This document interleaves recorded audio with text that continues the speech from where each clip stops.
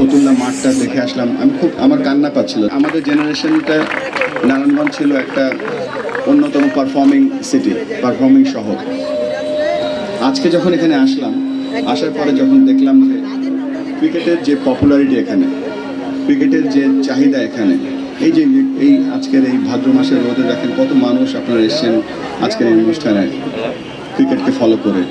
আর আস্তে আস্তে যখন আমরা ফতুল্লা মাঠটা দেখে আসলাম, আমি খুব আমার কান্না পাচ্ছিল যে এই মাঠে শাহরিয়ার হোসেন, এখানে আমাদের শাহরিয়ার নাফিস অস্ট্রেলিয়ার সাথে সেঞ্চুরি করেছিল, আন্ডার-19 ওয়ার্ল্ড কাপের সেমিফাইনাল হয়েছিল, এশিয়া কাপের খেলা হয়েছিল।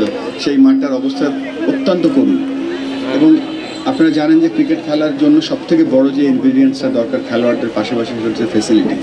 এবং এই ফেসিলিটির যে অবস্থা দেখে আসলাম ফতুল্লা, যেটা আমাদের একটা ন্যাশনাল স্টেডিয়াম, আমার মনে হয় এখানে অনেক অনেক অনেক কিছু করার আছে। আজকে যেখানে দাঁড়িয়ে কথা বলছি, গতকালকে আপনাদের নারায়ণগঞ্জের খেলে জিসান আলমের যে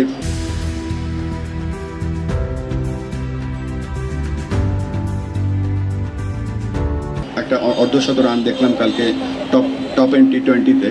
আর যখন দেখছিলাম যে জিসানের 50, আর আজকে দেখলাম জিসান যেখানে প্র্যাকটিস করে, মানে এটা আমি মিলাতে পারছিলাম যে ওয়ার্ল্ড স্ট্যান্ডার্ডে সে 50 করছে T20 ক্রিকেটে, আর তার প্র্যাকটিস ফ্যাসিলিটি এখানে কি। আমরা অক্টোবর থেকে শুরু করে ফেব্রুয়ারির মধ্যে খেলা শেষ হয়ে যেত।